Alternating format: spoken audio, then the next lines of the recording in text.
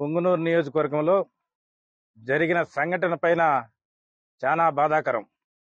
ఎందుకంటే ఈ ఎంపీ మిథున్ రెడ్డి గారు ఇప్పటికే అతని ఉనికి కోల్పోతాదని చెప్పి అతను ఏదేదో పుంగనూరు నియోజకవర్గంలో చేయాలా, అల్లర్లు సృష్టించాలని చెప్పి గత 20 రోజులుగా ఆయన ప్రయత్నాలు ఆయన కొనసాగిస్తూనే ఉన్నాడు.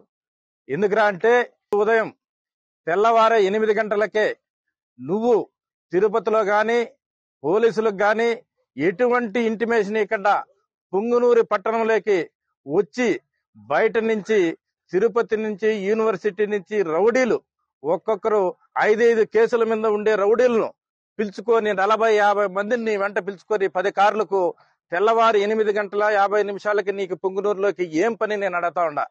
నీ రౌడీలను వెంట పెట్టుకొని వచ్చి నీ మాజీ ఎంపీ రెడ్డప్ప ఇంట్లో పోయి అక్కడ అన్ని కూడా సామాగ్రి అంతా రాళ్లు కట్టెళ్ళు బాటల్స్ ను సమకూర్చుకొని తెలుగుదేశం కార్యకర్తలు ఏమయ్యా నువ్వు ఇన్ని వరకు అన్ని ప్రాజెక్టుల కింద బిల్లులు చేసుకున్నావు, అన్ని సహా చేసినావు, ప్రాజెక్టుల కింద ఉండే రైతులకు 10 సంవత్సరాల నుంచి ₹1 ఇచ్చిన పాపాన పోలేదని చెప్పి రైతులు నిన్ను అడిగేదానికి వస్తే నువ్వు వాళ్ళ మీద రాడిలు దాడి చేసినావు.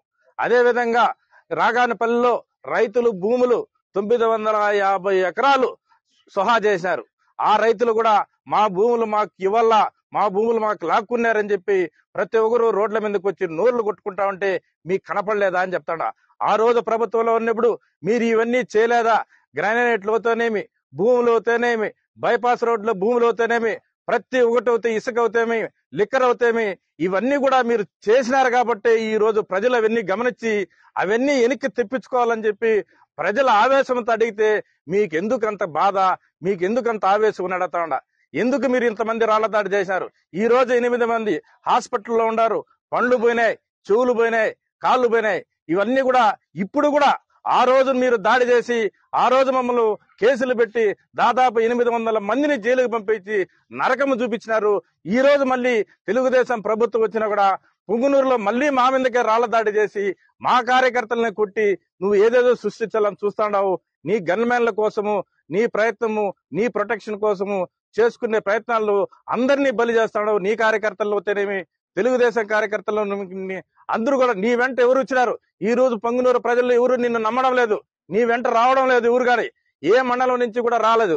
కేవలం తిరుపతి నుంచి రౌడీలను, ఒక కిరాతకమైన రౌడీలందరినీ తీసుకొచ్చి ఈ రోజు నీ వెంట పెట్టుకొని నువ్వు ఇంత దుర్భాగ్యంగా తెలుగుదేశం కార్యకర్తల మీద నువ్వు అమానుషంగా నువ్వు రాళ్ల దాడి చేపించినావంటే నిన్ను ఏ సంస్కృతి అని చెప్పేసి నేను తెలియజేస్తాడా. ఇది వరకు కూడా మా మీద పుంగనూరులో అయితేనేమి, సోమల్లో అయితేనేమి, కల్లూరులో అయితేనేమి నేను ఈ రోజు వీడియోస్ అన్ని చూపిస్తా ఉండా. ప్రతి తావన కూడా ఆ రోజు నన్ను 2 సంవత్సరాలు పుంగనూరులో బస్టాండ్ లో పెట్టి ప్రతి ఆఫీస్ తీసుకున్నా కూడా తెలుగుదేశం ఆఫీస్ మీద మీరు దాడులు చేసినారు.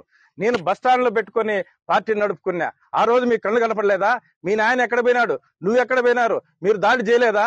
నా పార్టీ ఆఫీస్ మీద జేసీబీలు పెట్టి దౌర్జన్యం చేసి రాత్రికి రాత్రి ఎన్టీ రామారావు బొమ్మను ఈదులో వేసిన సంగతి మీకు తెలీదా? అదే విధంగా విశాఖ నుంచి వచ్చిన కార్యకర్తలను రోడ్డు మీద నిలబెట్టి గుడ్డలిప్పించి కొట్టింది మీ కళ్ళు కనపడలేదా? ఇవన్నీ మీ కళ్ళు ప్రజలు మర్చిపోరు. ప్రజలు అన్ని బాగా తెలివైన వాళ్ళు. ఇవన్నీ కూడా ఆ సంస్కృతి మానుకోవాలని చెప్పి మా ముఖ్యమంత్రి గాని, మా లోకేష్ బాబు గారు గాని మీరు ఆపండి, మీరు ఎక్కడ ప్రతిదాడులు చేయొద్దని చెప్పి మా మంత్రి గారికి అవుతేనేమి, నాకు అవుతేనేమి ప్రతిసారి కూడా చెప్పడం జరిగింది. మేము ఆ సంస్కృతితోనే మేము సజావుగా ప్రజలకు సేవ చేయాలా, పుంగనూరు పట్టణాన్ని ఏ విధంగా అభివృద్ధికి తీసుకొని పోవాలా, ఎన్ని ఫ్యాక్టరీలు తేవాలని చెప్పి నిన్న కూడా మంత్రి నాతో చర్చించడం జరిగింది. ఆ విధంగా మేము ముందుకెళ్తా ఉంటే నువ్వు దొంగదారిని వచ్చి పుంగనూరు పట్టణానికి వచ్చి రెచ్చగొట్టేసి ఈ రోజు కార్యకర్తలందరినీ దౌర్జన్యంగా కుట్టి ఈ రోజు హాస్పిటల్ పాలు చేసిన ఘనత నీకు ఎంపీ మిథున్ రెడ్డిగా తగిలింది. ఇవన్నీ నువ్వు టార్గెట్ చేసి మా ముఖ్యమంత్రి మీదో, మా లోకేష్ బాబు మీదో నువ్వు చెప్పుకోవచ్చు. నువ్వు ఎవరు ప్రజలు నిన్ను నమ్మే పరిస్థితులు లేరు అని చెప్పి తెలియజేస్తూ ప్రతి దానికి కూడా ఒక టార్గెట్. మా ప్రభుత్వం వస్తుంది, నీ కథ చూస్తా. మా ప్రభుత్వం ఏది నువ్వు చూసేది? అన్ని చూసేసినావు. మమ్మల్ని అందరినీ జైలుకి పంపించినావు, అధోగతి పాలు చేసినారు. ఇంకేముంది? మా టార్గెట్ మమ్మల్ని చంపేదానికి ప్రయత్నం చేయాలని చెప్పి నువ్వుగా ప్రణాళిక ప్రకారము తయారు చేసుకుంటున్నావు, కానీ వేరే విధంగా చేయలేదు. ఇదివరకు కూడా నన్ను నందంపేటలో 4-5 సార్లు నువ్వు అటాకులు చేపించిన సంగతి నీకు వీడియోస్ కూడా పంపిస్తాడా చూడాలా. ఇవన్నీ కూడా ప్రజలు బాగా ఆలోచన చేస్తాడారు. ప్రజలన్నీ నిన్ను నమ్మే పరిస్థితులు లేరు. నువ్వు ఎన్ని దాడులు చేసినా మేము ప్రశాంతంగానే, మేము న్యాయబద్ధంగానే ముందుకెళ్తాం. నీ పోరాటాన్ని ఏ విధంగా అయినా మీరు ప్రజలు అక్కడ నిన్ను సహించేది లేదని చెప్పి తెలియజేసుకుంటూ విరామం తీసుకుంటాను.